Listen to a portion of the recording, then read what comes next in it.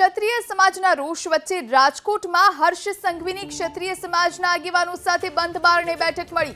Kalavad road પર આવેલી ખાનગી હોટેલમાં ભાજપ સાથે જોડાયેલા ક્ષત્રિય આગેવાનો સાથે ચર્ચા કરવામાં આવી, જેમાં રાજ્યસભાના સાંસદ કેસરી દેવસિંહ સહિત રાજકોટ શહેર અને જિલ્લાના ક્ષત્રિય સમાજના ભાજપના હોદ્દેદારો અને સંગઠનના મુખ્ય અગ્રણીઓ ઉપસ્થિત રહ્યા।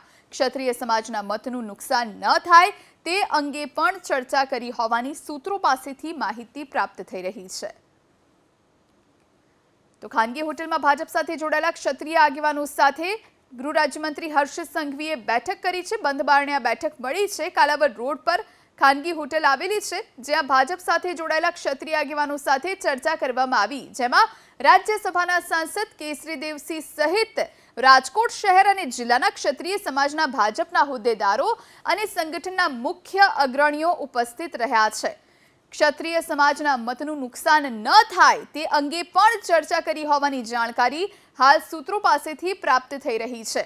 મહત્વનું છે, પરસોત્તમ રૂપાલાને લઈ તેમના નિવેદનને લઈ અને ક્ષત્રિય સમાજ રોષે ભરાયેલો છે અને હાલ આ તરફ બેઠકોનો દોર પણ ચાલી રહ્યો છે। રાજ્યસભાના સાંસદ કેસરી દેવસિંહ સહિતના આગેવાનો બેઠકમાં હાજર રહ્યા છે, જ્યાં ગૃહ રાજ્યમંત્રી હર્ષ સંઘવી બંધ બારણે બેઠક કરી રહ્યા છે।